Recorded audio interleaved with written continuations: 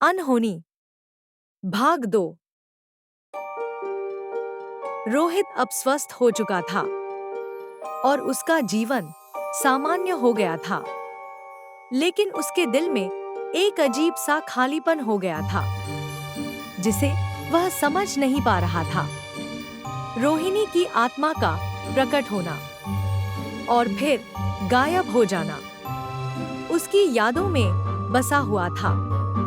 वह इससे उबर नहीं पा रहा था। एक दिन जब रोहित स्कूल से घर लौट रहा था, उसने एक बार फिर से रोहिणी को देखा।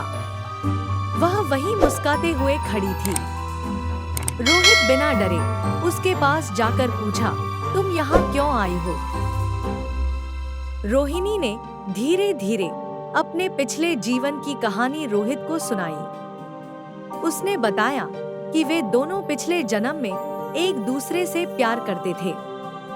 वे साथ ही रहते थे और एक दूसरे के बहुत करीब थे, लेकिन एक दुर्घटना में रोहिणी की मौत हो गई थी और उसकी आत्मा उस जंगल में भटकने लगी थी।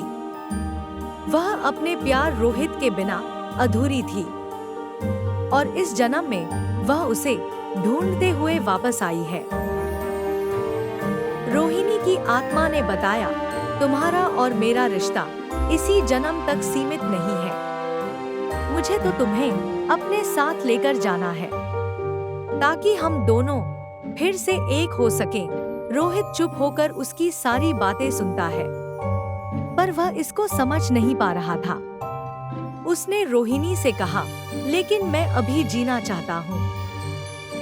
मेरा परिवार, मेरे दोस्त, मेरी जिंदगी और मेरी दुनिया सब यही है। मैं इन्हें छोड़कर नहीं जाना चाहता हूँ। तो इस पर रोहिणी की आत्मा ने दुखी होकर कहा, मुझे पता है, लेकिन हमारे भाग्य में यही लिखा है। मैं तुम्हें अकेला छोड़कर नहीं जा सकती हूँ। रोहित ने गहरी सांस लिया और कहा, नहीं, मैं तुम्हारे साथ नहीं जा सकता। मेरे पास अभी जीने के लिए बहुत कुछ है। रोहिणी की आत्मा ने रोहित की सारी बातें सुनी और उसने रोहित को समझाने की कोशिश किया कि हमारा पुनर्जन्म का रिश्ता बहुत गहरा है। मुझे तुम्हारी और तुम्हें मेरी बहुत जरूरत है। रोहित ने कहा, नहीं, मुझे यहीं रहना है। मैं अभी जीवित हूँ और तुम मर चुकी हो। तुम्हारी बातें ठीक है। मैं तुम्हें पसंद करता हूँ और तुम्हें छोड़ना नहीं चाहता, लेकिन मैं अपने परिवार और दोस्तों को भी नहीं छोड़ सकता। तुम मेरे साथ रहो, मेरा साथ दो, इतना ही काफी है। इस पर रोहिणी कहती है, भाग्य में लिखा कोई नहीं मिटा सकता है। मैं तुम्हें लेकर जाने आई थी और मैं तुम्हें कोई नुकसान नहीं पहुंचाऊंगी, क्योंकि तुमसे प्यार है मुझे। दोनों चुप हो गए और रोहिणी रोहित की तरफ देखते जा रही थी। वह समझने लगी थी कि वह उसे मना नहीं पाएगी। उसने उदास होकर कहा, अगर यही तुम्हारा निर्णय है तो मैं तुम्हारे फैसले का इंतजार करूंगी और जब तुम मेरे साथ जाना चाहो तब याद करना। तब तक मैं नहीं आऊंगी, लेकिन याद रखना, मैं हमेशा तुम्हारे साथ ही रहूंगी। इतना कहकर रोहिणी की आत्मा धीरे धीरे गायब हो गई, लेकिन रोहित ने उसकी आंखों में देखा कि वह उसे कभी नहीं छोड़ेगी। वह आत्मा अब उसे नहीं ले जाएगी, लेकिन हमेशा उसके साथ ही रहेगी।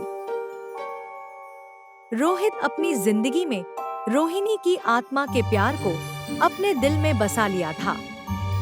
उसने यह घटना किसी से नहीं बताई, लेकिन उसे हमेशा यह एहसास था कि रोहिणी की आत्मा उसके आसपास ही कहीं रहती है। इस प्रकार कहानी का दूसरा भाग भी समाप्त होता है, जो पुनर्जन्म और आत्माओं के संबंध की गहराई को दर्शाता है। रोहित और रोहिणी की कहानी एक नई दिशा में जाती है, जहां आत्मा और जीवन का बंधन एक अनोखे तरीके से जारी रहता है। धन्यवाद। अगर आपको यह कहानी अच्छी लगी हो तो हमारे चैनल को सब्सक्राइब करें, जिससे आपको नए अपडेट मिलते रहे।